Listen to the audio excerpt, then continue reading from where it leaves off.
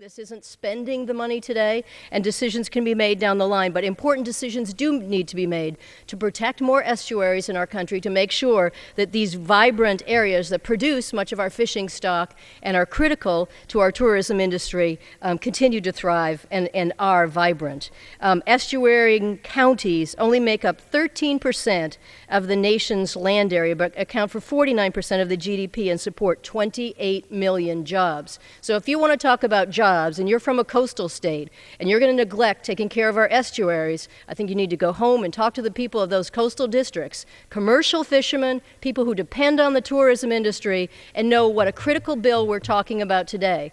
But if you want to sidetrack the debate, and you want to get into a debate about the deficit, I want to remind you that when my party left office, we had a surplus.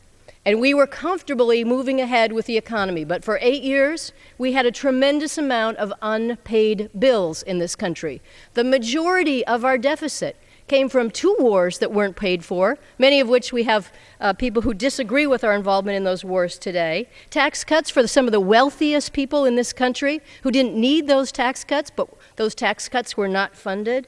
A prescription drug program that was not paid for. And in fact, when the Republicans passed that bill, they didn't even require that we negotiated with the pharmaceutical industry. So in fact, we pay the highest prices in the world. And you wonder why our economy and our deficit is in bad shape. I think you have to look at the last party in power when you're looking at where to place the blame.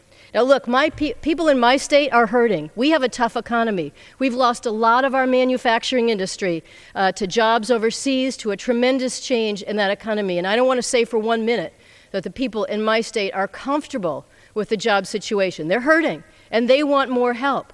But unlike the Republicans, the Democrats put forward the Recovery Act. Much of that money has come to my state and yours. And while we're not there yet, it's had an effect. It's helped us rebuild some of our roads and bridges. It helped keep teachers and firefighters and policemen in their jobs. It's funded research and development. It's gone to a whole host of necessary clean water, infrastructure development. The list is long of how that money has been invested in our state. We got $35 million to extend our train service, which is very important. Extending Amtrak in the Northeast has been a great boom and will be very helpful to our economy. So to say that the Democrats aren't, 1, paying attention to the deficit, and 2, doing all they can to assist in the job creation in this country is to neglect exactly what those facts are.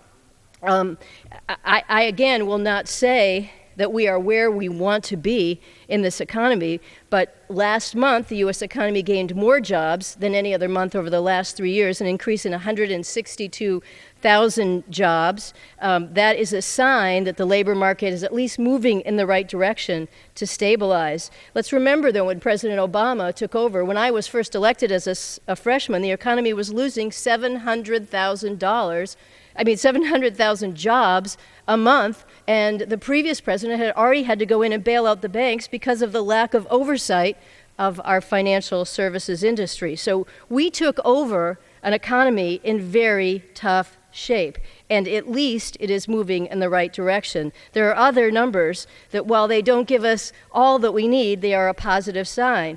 In the last month, the manufacturing industry added 17,000 jobs. Retailers have added 15,000 jobs, and leisure and hospitality accounted for another 22,000 jobs. We are moving in the right direction, and when I go home to my district, I asked the people who work in the tourism industry. Tourism is now the largest industry in our state, and I'm sure it's a big industry in North Carolina.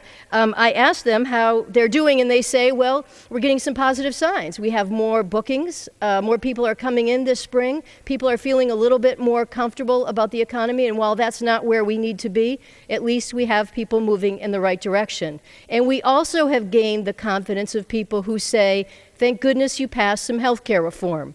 Healthcare reform that will cut the deficit in the long run, stabilize Medicare, and I can tell you from my small businesses, what I hear more than anything else is from people who say, how am I going to cover my employees? How am I going to cover myself as an individual? And I can now go back home to my state and say, if you have 25 employees or less, you'll get a 35% tax credit this year. You're going to get real assistance in providing your employees with health care, and we're doing it with also cutting the deficit and cutting the instability in the Medicare system.